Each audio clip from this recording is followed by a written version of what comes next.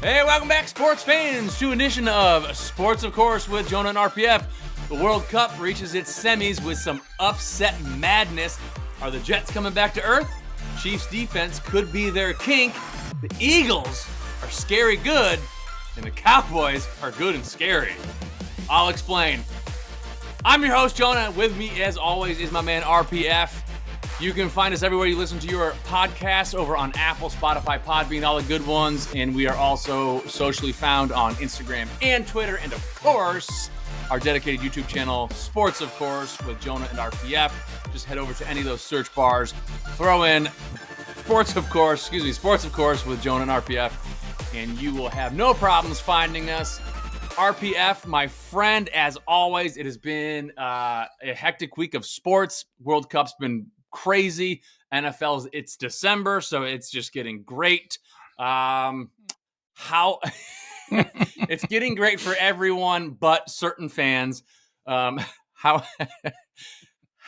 are you doing sports-wise and personally-wise?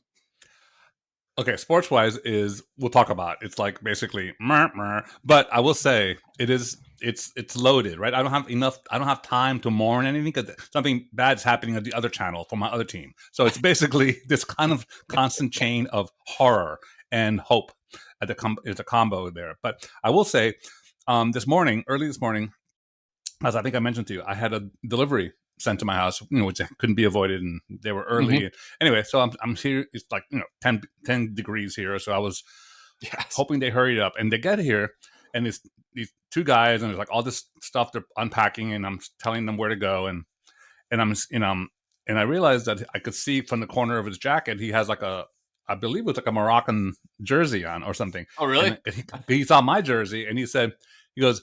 I said, well, I'm doing a podcast with my buddy now about the World Cup coming up. He was like, and he took off his jacket. I'm like, what are you doing?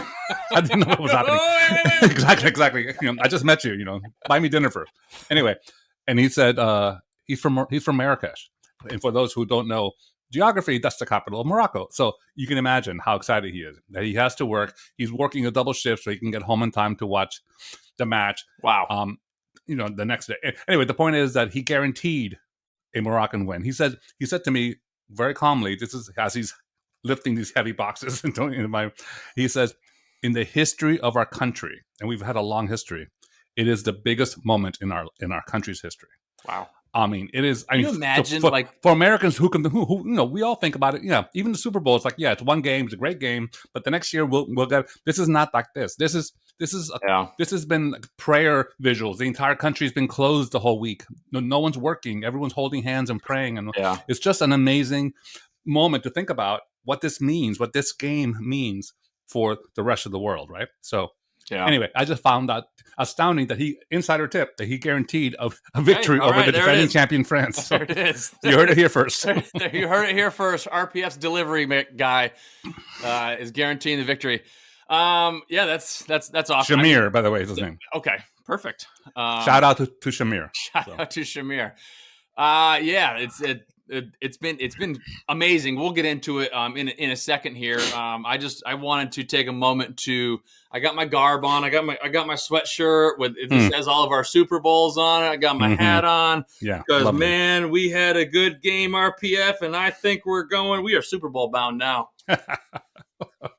You're definitely going to attend the Super Bowl. I don't know which yard line you'll be sitting in, but I jest. It was a good game. It was good to see us play well, but it was nonetheless You played a team that's obviously hobbled and everything, but the point is you guys executed, which is great. We executed. We beat a Kyler Murray-less Cardinals. Essentially, you beat the lacrosse team, female lacrosse team from St. John's University. But I will say, it was good to see you guys like executing, which so here's the thing that like gave me some glimmer of hope was that it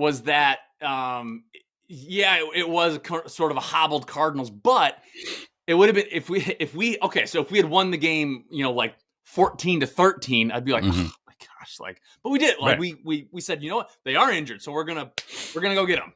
And exactly we did. Right. So exactly right. It was good. It was good to actually, and I've never found myself in a situation where I'm cheering for the Patriots because it's literally in since you're a Dolphin fan, you hate the Jets, the Patriots, and the Bills. Of course. And of course, right? And vice versa for all the different fan bases. But somehow doing this podcast with you, I'm feeling like, oh, the next day Jonah will be in a good mood. So that's good. So the next, so I found myself, and I'm thinking, should I be cheering for the Patriots? I mean, but they're not going anywhere this year, I don't think. So I think it's okay for them to be. So I'm happy for you. We'll get deeper into that when we hit our recap for the NFL. But sure, let's start right where you started. Let's get back to the World Cup real quick. We got semis starting today, Tuesday. We got our first game is going to be Argentina-Croatia. Amazing, yeah. So let's do this. The 4 teams in. We got Argentina, Croatia, France, and Morocco. Mm-hmm. And let's just talk real quickly about how the fact that Croatia took down Brazil. Did they? Well, took down Brazil, and Morocco takes down Portugal, which by the way, both games were just crazy good. Crazy. I mean, crazy good. If people don't know why the world is obsessed with this sport, just watch those 2 games without opinion. Just kind of watch it. And it's when Neymar scored in extra time, that goal for Brazil, 100% of the world's population believed the game was over, including me. Because once Brazil has 99.9. Well, exactly. Sorry. Correct. Except for the players for Croatia on the field. Not Croatia.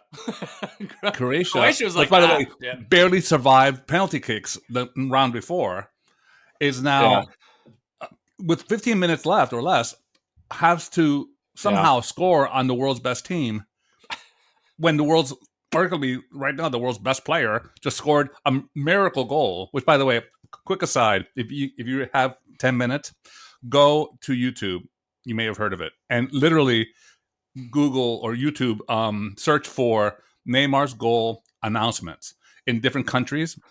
It's like, first of all, it's just it's a delight. Solid gold. Solid gold. It's like, no lo puedo creer, Neymar. It's like anyway, pretty good. I like that. Let's get you on the air somewhere. I'm pretty good. No, actually, I did this on Spanish television. People were like, "Whoa, you're good at this." It's like, Gómez con la bola pica. Anyway, it's just very fun. And the point is, it's a lot of fun to watch. But Neymar did, one of these. I mean, it was set up as the moment of the World Cup for Neymar, and he was waiting for it. I watched, and all of a sudden, wow, that was. And all of a sudden, Croatia's like this, hold nice borscht or whatever they have there, And it was anyway. So that happened. Okay, they beat Brazil, right? Oh my God! So now Croatia is up against the sentimental favorite, for and sure. Lionel Messi, also arguably the world's greatest player right now, and forever, for 20 years, and as is Ronaldo for Portugal. Which, by the way, a side note, didn't play for Portugal. Yeah. Yeah, interesting. Good thing he signed his $10 billion contract. That's been an interesting storyline, by the way. Yeah, it's interesting. Because not only that happened to him professionally with Manchester United, which is now no longer there. He signed with the Saudis, and now he didn't play for his home country. That's very odd to me. Anyway, the point is, even for sentimental reasons, put the guy in. We want to see people who don't know soccer all that well want to see him. Anyway, the bottom line is that it's Croatia is. I mean. Honestly, if Croatia, France is the final, it will be less exciting. I agree. As a non-fanatical person in soccer. If it's Argentina and Messi against France, the defending champs, those are after all the noise and all the upset specials, those 2 countries, if you told me before the World Cup, that's the final, you go, yeah, that's the final, pretty much. Except for Brazil would have been like, what happened to Brazil? But if it is, can you imagine Morocco, Croatia? If Morocco against anybody, I mean, that's. I'm saying that's like I think, Rudy. I mean, that's the equivalent of Rudy, the movie, playing against. Yeah, the matchup. It's Miracle on Ice stuff, for sure. The matchup I want to see, just for viewing and sentimental reasons and all the stuff you've mentioned, the matchup I want to see is Argentina Morocco. That's gold. The reality is I don't see Morocco getting past France. Who does? I mean, give me a break. It's going to be France and Argentina. It's going to be the final, I think. But who saw Morocco getting here to begin with in the first place? So who did they beat, by the way? They beat Portugal in the last round. Right. Before that, do you know? I don't know offhand. I'd have Like to, they beat Here, Delaware. What would it be? but yeah, Anyway. it'd be tough, obviously, to get past France. But Argentina, Morocco would be something special to watch. Look, if for me, we're not going to sit there and do the X's and O's, and we don't know enough, frankly, we don't about the players, about what the strategies are, what all these pregame. By the way, the World Cup has the best of both worlds. The game itself is kind of fascinating just to watch, but to watch the pregame for an hour, it's literally like you want to just to put me out of my misery. I don't care about the substitution in 112th minute with the winger and whatever. Right. Just play the game. So for Americans who don't watch soccer, here's a tip. As good as the NFL pre-games are, because we know so much about it, it's not. It's the opposite of that for soccer. Watch the DVR the game. That's what I do. DVR and fast forward it. First 10 minutes, nothing happens in 10 minutes, right? They're just basically wanking each other off. So after 10 minutes, then it gets chippy and good. So that's when the falls happen and the pratfalls and all the faking and stuff. And the ref gets the yellow card vibrating in his pocket. So that's when it gets good. My pro tip, fast forward, skip the pregame, fast forward 10 minutes into the game in your DVR and sit back and watch it live. That's fun stuff. Yeah, that's a pretty good tip. That's a very helpful tip, by the way. Just real quick side note. I mean, this is kind of impressive. So in the round of 16, Morocco beat Spain. Well, that's the thing. See, get this. So I'm wearing a Spanish jersey. By the way, it's freezing here, and I'm wearing this just for how much I love you guys. To make sure that, unlike Jonah in his like cozy little 15 Super Bowl wearing sweatshirt, which I'm sure he's never worn before, and his vintage Patriots. I haven't in a while, actually, to be honest. Yeah, well, yeah, in protest.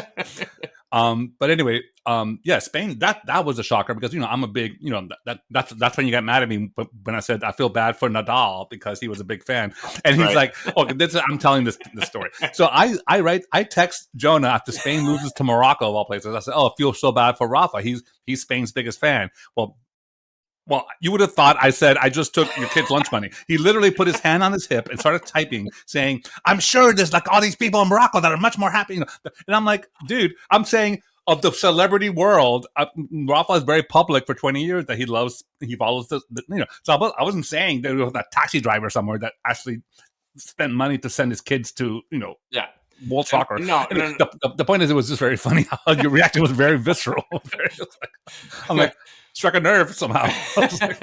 It was designed to more so implicate that I don't care about any celebrity's sports infatuation. No, but we're celebrities, because their team lost. No, but they could still be big fans. I mean, give me a break. Of course they can, and he still is a big fan. Spike Lee, when the Knicks lose, I do not feel bad for him. Spike Lee is the biggest fan, and you're like, no, they're the cab driver in Queens that does a lot more than whatever. I'm like, yes, I'm sure, but I'm just saying, in the public eye, Spike Lee is the public celebrity. Anyway, that's what I was trying to say, but I digress. So we all do. Prediction. I think my honest prediction, is Argentina, France. I think my honest prediction is Croatia, France. Yeah. I'm hoping it's not that. I'm hoping it's Argentina against. I think if I was betting, it'd be Argentina, France. If I'm doing with my heart, Argentina, Morocco, which I think is yours too. But if I have to be logical, RPF, robotic, Virgo, bot, it's Argentina. It's Croatia, France. Croatia, France. Yeah, I don't know. You notice that I covered all possibilities. Yeah, I don't know. I think Argentina's got it. I do. I think. I mean, Messi. Come on, that's a good storyline. I think they got Messi against the defending champions France, which, by the way, has ever been a more efficient, boring defending champion in the World Cup since I've been watching? No. I mean, I can't even tell you one moment the France had that I'm thinking, oh, that was exciting. Was it? Nothing. I can't think of nothing except, I'm sure some baguette maker in Paris is screaming at me now. But the point is that it is completely and unequivocally robotic in their system. It's almost like, it's almost like the Patriots winning again. I was just gonna say that's the sign of a good team when it's just yeah. I think Belichick is consulting with them if I had to.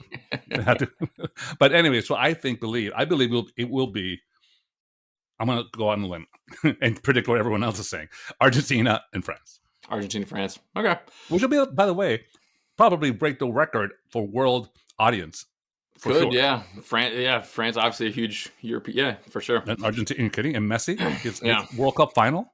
Could be awesome. If Messi scores a goal during the World Cup final, hold on to your furniture. You'll feel the vibration. Yeah, and keep in mind. I mean, this is going to make for a fantastic weekend. We have Saturday football.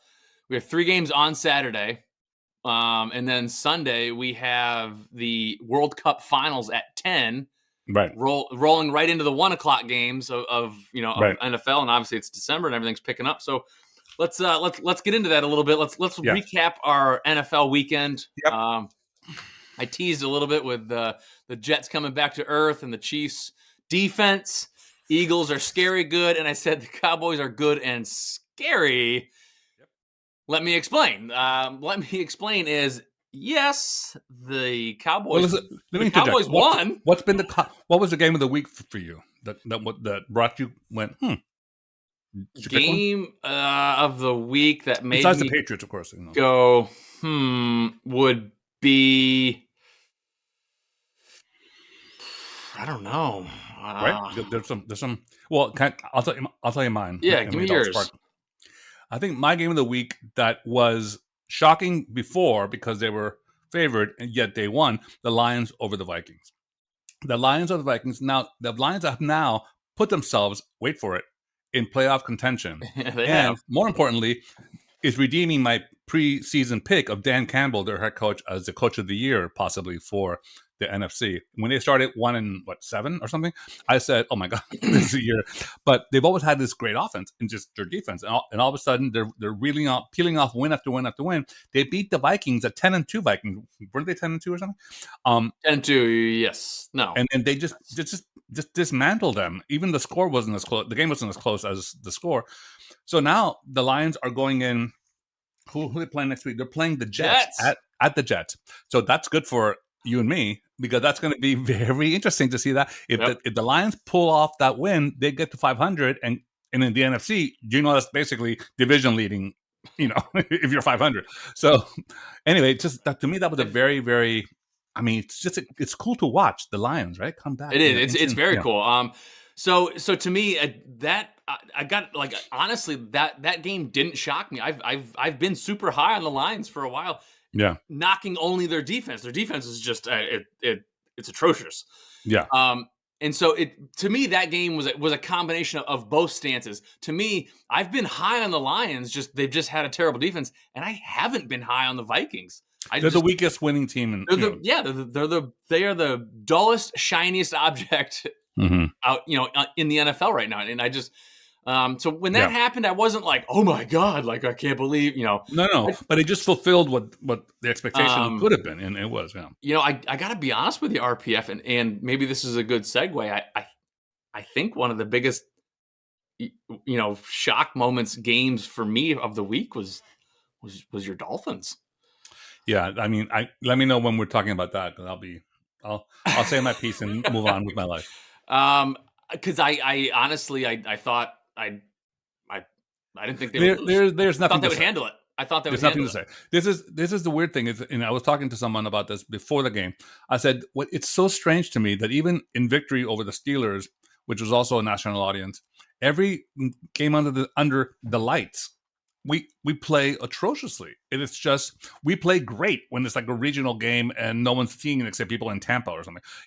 It's such a strange thing. And and the part about this, because the game against the 49ers, we were still in a situation to win at the last minute, and just one play could have tipped the whole thing. And weirdly, it happened again towards the end of the Charger game. But that game, just systematically, I mean, that was just inexplicable. That's the thing. It was not a bad game. It was inexplicable. It was the Tua that was there hiding in the closet with Brian Flores as coach yelling at him. It was the lack of confidence, the lack of timing, the lack of that type of communication. I don't know if you saw the game, but there was before Cheetah had his ankle hurt and still scored the 60-yarder. The series before that, he was cutting across the field on a 3rd and 10 by himself, and the ball came to his face, and Cheetah didn't even know it was coming. He didn't even see it. Yeah. It literally flew past his helmet, and he would have been. And I'm thinking that hasn't happened once. If you're a Dolphin fan and you watch every play, not once, not in practice. So to me, it was that type of thing. It was. I'm not making excuses because there are none. I mean, he went from the highest rated quarterback to literally a quarterback that should be starting for the New York Jets. So I could not believe what I saw, frankly. And of course, in being the fan base that we are, from being QB1, he's the man, to like, I told you we should have gotten Herbert.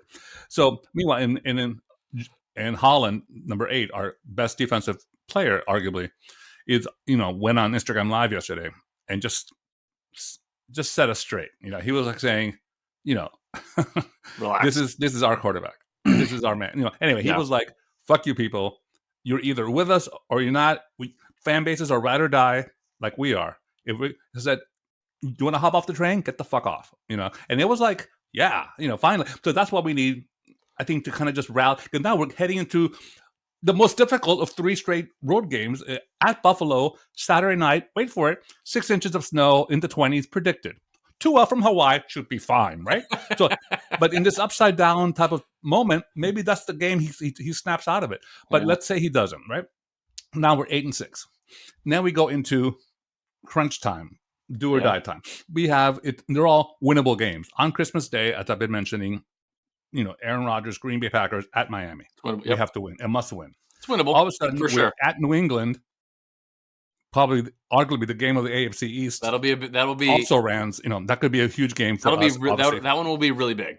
Correct. Yeah. Let's assume for a second, miracle happens. Miami wins. We're 10-6. Then we end the season with the Jets in Miami. So, in either way you slice it, we have to win that game, because if not, nothing else matters. So we have to win. Let's assume the Bills win. Not a huge assumption. All right, 8-6. If we don't win out, we don't go in. And in all this hype, all this hope, all this assuredness, all this we go 3 wins in a row to start the season. Tua's out for 3. We lose all those 3. We win 5 in a row with Tua. Now we've lost 2 in a row. Seriously, roller coaster by definition, So I'm ready to get off this fucking train. So let's get on the winning track again. Anyway, so that's just my view.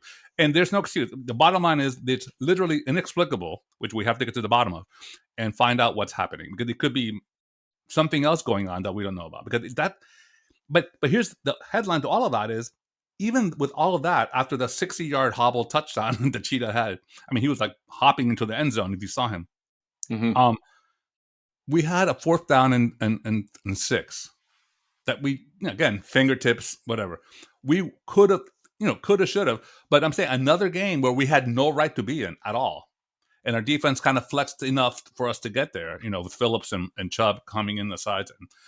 But Herbert doesn't miss. He was like, 17 of, he was like 30, 46 of 50 or something, completely crazy. And he literally, 4 passes didn't connect. So the point is that even with all of that said, we were still in a position to possibly win, and we just didn't do it. So it's twice in a row. This is the worst case of this stretch of the time. So, the Bills is the least likely that we snap out of it, but there could be a nor'easter that knocks everyone off, and we have to play the game in Honolulu or something, which would be great. Perfect. It's equitable. It happens frequently, so let's. Well, Cancun is closer. We can go to Cancun. Let's plan for it. Anyway, so that's my spiel. Well, I'm sure yours was like as a someone who kind of. It must be tempting to say "I told you so." Because that's basically what. No. Here's the thing: is I can't yet. I still need. Is it trending in that direction? It looks like it, but I can't yet. So in fairness, I think you guys will make the playoffs. I think you'll stay ahead of us. I do. I think they play the Bills at Buffalo in the first round of the playoffs, which is the saddest part of all. No, honestly, this is going to be our fate. Yeah. I think you stay ahead of us. Listen, for us to make the playoffs, we need help, and we need to, at a minimum, we need to go 400. We need to go 2-2 over these last 2 games. Here's the thing: I want the Patriots to get to the playoffs right below us. I want you to knock out the Jets and knock out whomever else. I think the Jets are they're grounding. I think the Jets are grounding. And the Lions game is the first test after that. Right. We need That'll to get big. the Jets out of there. The Patriots have to win 2 of the 3, right? No, 2 of the 4, 3 of the 4. At least we need to. If we don't have help, we need to win at least 3 of the 4. If we can get help, meaning the Bills can beat the Dolphins, the Lions can beat the Jets, and then even help in the coming weeks. Because I don't mind playing the Dolphins in the first round if the Patriots are the worst team of the playoff teams, or the least number 8, or whatever.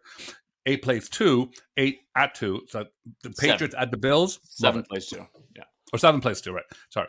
It's 7 plays 2. And then all of a sudden you have, and we're 6 in this scenario. We play either the Titans, or we play the Ravens, or we play somebody else, right? Teams that are beatable. To me, the Bills at Buffalo in the first round, fuck me again. It's like, it's just, it's bad enough we're going to see them this Saturday. We're going to see them in 3 weeks further. So I'm hoping, at least we'll be in the playoffs. Now they have the bye, so. Right. They have the first round bye. Well, fine. Then at Kansas City, a lot easier. Yeah. Well, their defense is a lot easier. That's true. That's true. I mean, I had that as one of my games here. They won. They won this week again. Yeah. Can you imagine Mahomes? Without Mahomes, the Chiefs are like what? Not even the Vikings are like what? They won, but I mean, let's make sure we reiterate this. They let the Broncos put 28 points on them, I think it was. And they had to knock out Russell Wilson. Did you see the knot on his head? That was so bizarre. Like that was so bizarre to watch, right? It was like it kind of revealed his robot. It's like he was created in the lab. Right. I mean, I hope he's okay, but it was like a very I hope he's right. Yeah. Yeah, let's see. Did I have any other games on there? No, we covered that. How about the Cowboys over Texans? Well, yeah. So that was my let me explain moment of like, yeah, they won, but good gracious, like they got lucky. First of all, the Texans were up 3 with I forget. I think like 3 minutes left or so, at the goal line, pretty much, and it was 4th down. And it wasn't like 4th in inches. It was like 4th in, I want to say, like at least 2. And they could have, now, mind you, this all becomes moot because, in retrospect, like the Cowboys got on score a touchdown, but they could have kicked a field goal to go up 6. That's what you should have done. Right, to go up 6 with 3 minutes left, but they don't. They go for it. They don't get it. And then now they're only up 3. So in theory, because the logic is they're on the 2-yard line. So right, the logic is they've got them pinned pretty. But I'd rather deep. get the points, Yeah, but that was. It's much tougher a call when you have to score a touchdown versus you can just flex defense all the way front. Right, right. Like they can kind of. Right, when they're only down 3, they can kind of be like, you know what? Let's just get in field goal range and see what happens. Right. And once they get there, they go, hey, we're here. Let's take some shots. Like, correct. Whereas when it's like, no, the only option is getting into that. That's why we don't talk about the Texans. Because they're not exactly like, like they're not like the Picassos of masterminds of trying to figure out football. Yeah. I mean, I got to say, like, so, the internal debate amongst any football fan, right, in the NFC, I have to imagine is, okay, Now that Garoppolo's out, Brock Purdy, yes, he won the game, blah blah blah. Blah blah blah. I'm talking about Brock Purdy next. Go ahead. I don't think that was. I mean, yeah, he did great. I think that's more that game to me was more just Tampa just making me want to barf. Like that was just. Well, look, come on. Let's give the kid his due. This is a movie, right? He's the last guy drafted. Yeah. The very last person drafted, Brock Purdy. He becomes not the first, but the second backup quarterback for the Niners this year. And the Niners are still hovering along. They're still a Super Bowl contender. Brock Purdy, his first game starting is against the greatest player who's ever played the game. Okay? No. First game starting is against the Tampa defense. Okay. The first quarterback on the other team happens to be. The other quarterback on the opposing team is the greatest player who's ever played the game. Mm-hmm. Okay. Thirdly, his parents are there, his whole family's there. I would right? hope so. I'm just saying, it's like it's very much like this Rudy type of movie happening. It's great. He scores It was very. He scores two dimes to McCaffrey and the other guy. So and Samuel. So the point is that all of this is, you have to give the guy his due for playing against whomever he's playing against. He's playing against the team that's in front of him, right? So Brock is continuing this trend, except for the Dolphins, that every team that was a Super Bowl contender stepped up with their backup quarterbacks this year, including the Cowboys, including the Niners. And the Patriots. And the Niners have done it twice. So that gives me an insight that the Niners are not as mediocre good as good, and that to me is very interesting and very telling. But to give the kid his due, Brock Holt, man, that's one, not Brock Holt, Brock Purdy. That's going to be that's one for the time capsule for him and his family forever. I just want to say it was a really impressive to watch, and he was composed. He did all the things he needed to do. So Brady looked like the rookie. I mean, okay, so hang on. So yes, congratulations, Brock Purdy. Great game. Honest to God, I don't have them beating Seattle on the Thursday night game. We'll get into that.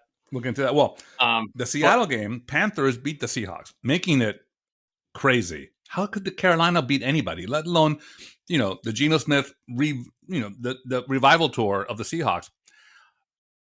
It puts them in a situation where they have to beat the Niners next week, and it's going to be a great game. Yeah, it will be. It will be a fantastic game. Anyway, okay, fine. In my opinion, now that Garoppolo is out of the picture, everything you say with my opinion.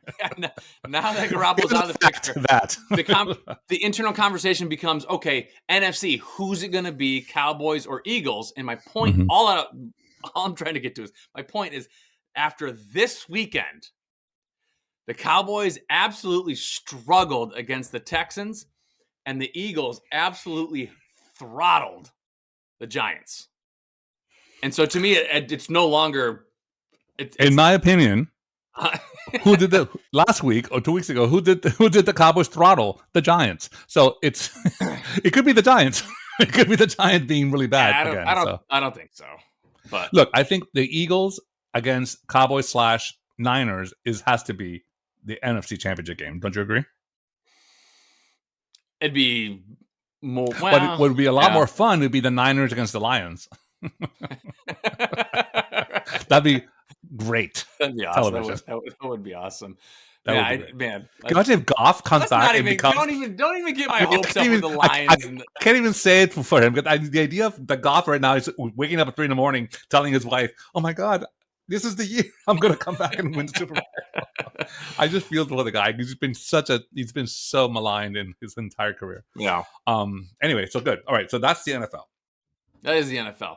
That is our NFL week. Week 14 recap. Let's dive into, now that we recapped it for all of our listening fans out there. Let's dive into this week in what I wish had happened. RPF, what do you got? What do you wish had happened this week? I wish the Boston Red Sox would have re-signed Xander Bogaerts. A once in a generation. What are they doing? That's a whole different discussion. We'll talk about. What are they doing? Don't poke this bear quite yet. I'm just touching that. I think I'll wait that for our next podcast to talk about it. I'm gathering my thoughts. Are they going like absolute yard sale? Like, are they just? It's literally. First of all, I'm just disclosed from joining like the tiki torches and marching and storming Fenway's front office because, oh my God, I can't.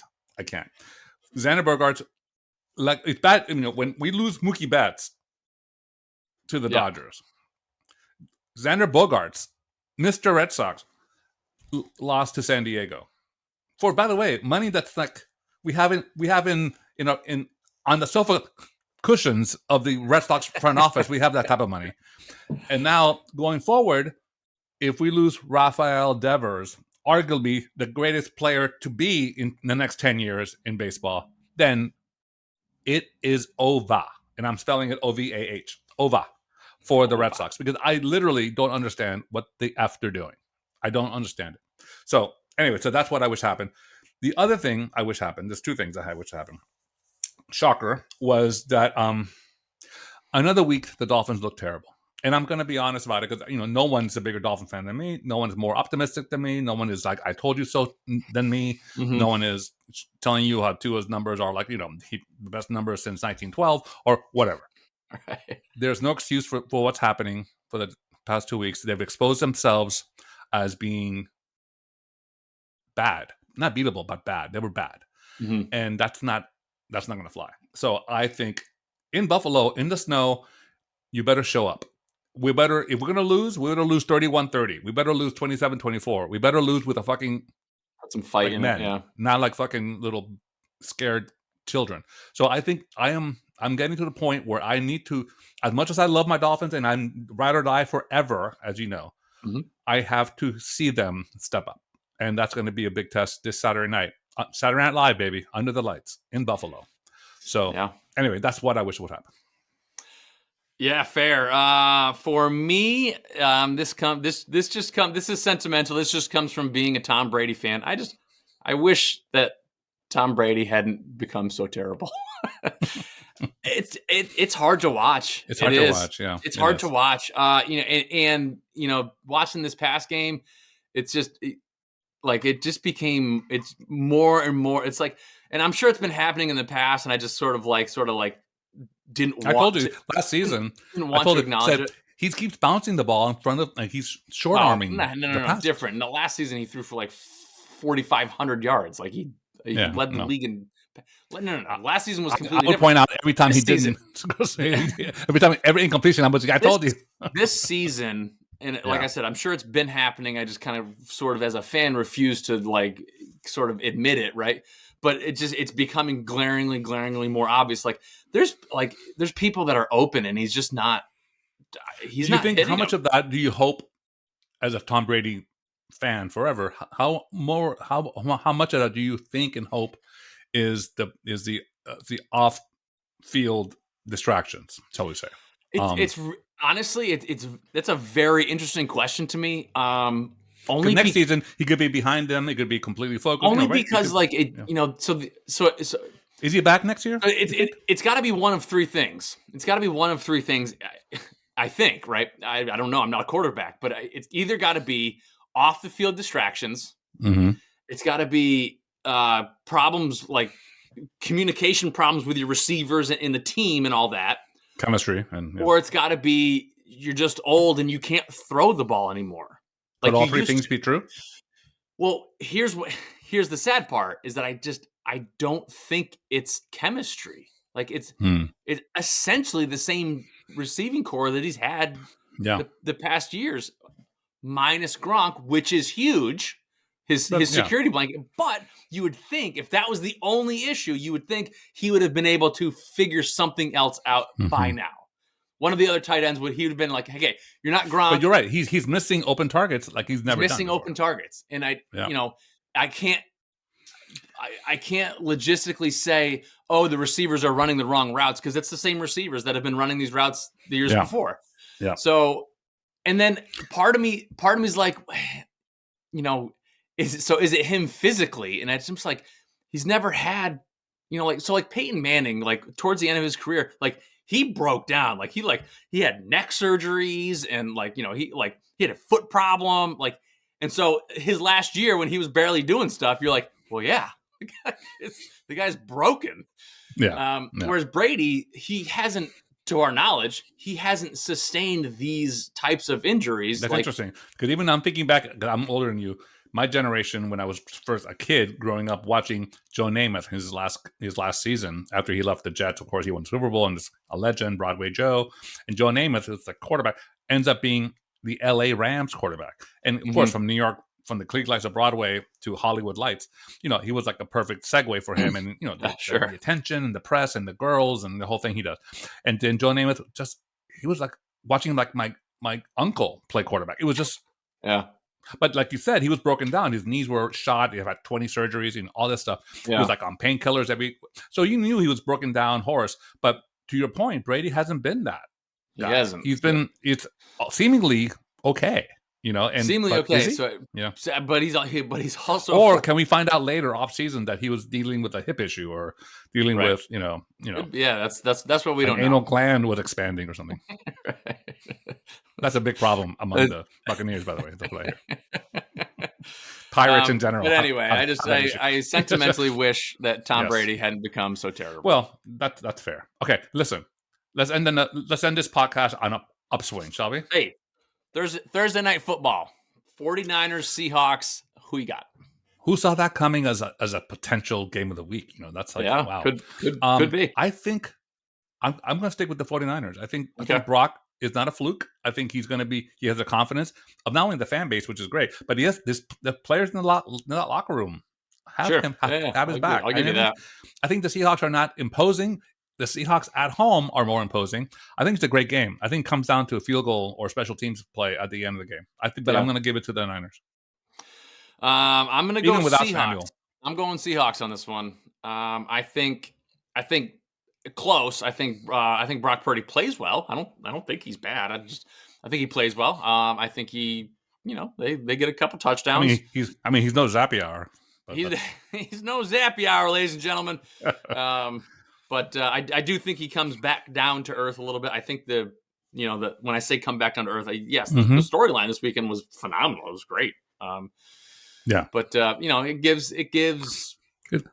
it gives the Seahawks some film, some footage, which you're exactly right. He's gonna have one game under his belt. He's gonna have his tells for sure. He's gonna be in the middle of that crowd that he can't even listen to. He can't even hear the play being called. So it's gonna be I think they're down 7 points just to begin the game. So I don't know. I have a feeling the Niners somehow pull this off with some sort of.